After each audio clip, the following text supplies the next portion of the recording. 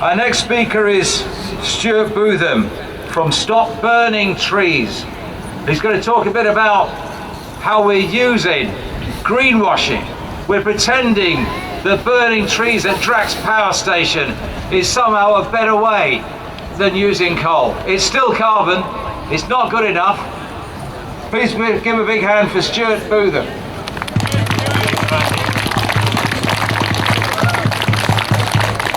Hi everyone, I've been really good. I've got it written down so that I can keep to time. So I'm Stewart, I'm from Just Transition Wakefield, which is part of one of many groups in the Stop Burning Trees coalition. And I'm going to talk about Drax Power Station near Selby in Yorkshire.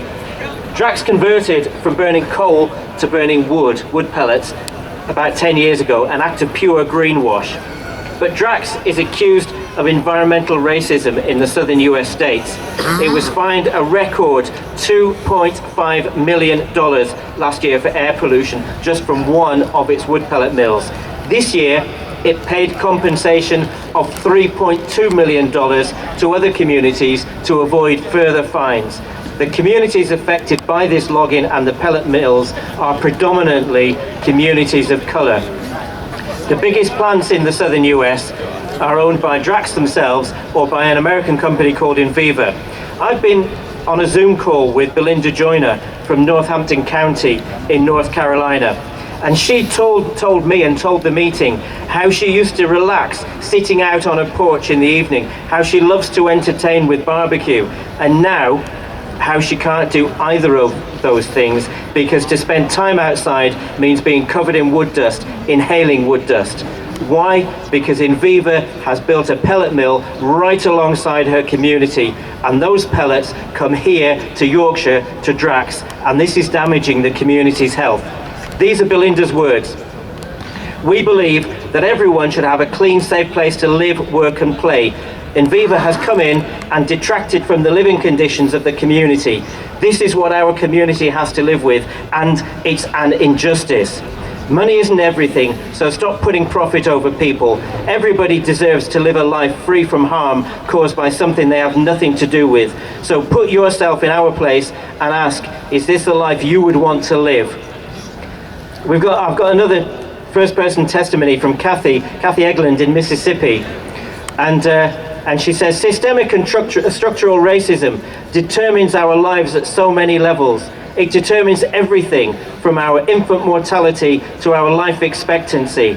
Structural racism determines the quality of our education. It determines the quality of our health, our healthcare, and our ability to even access healthcare.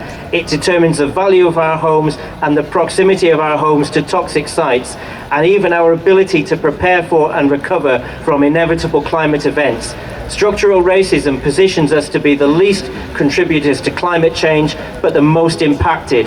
So when we talk about the need to keep global warming well below 1.5 Celsius, it's so important that we take a holistic approach to ensure that justice and equity is in the process and not turning a blind eye to those who are harmed.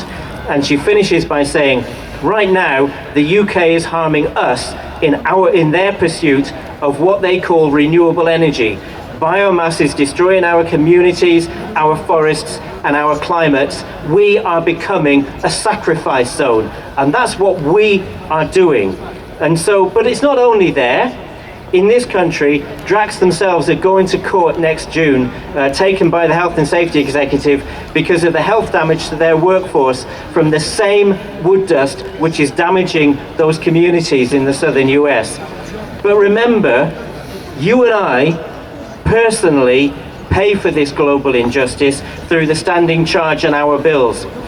Together, we paid Drax £2.6 million every single day last year. And what do we get from this massive subsidy?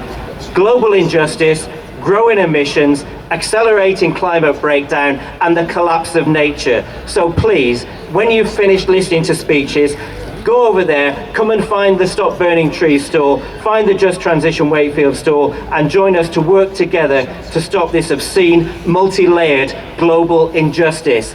Thank you.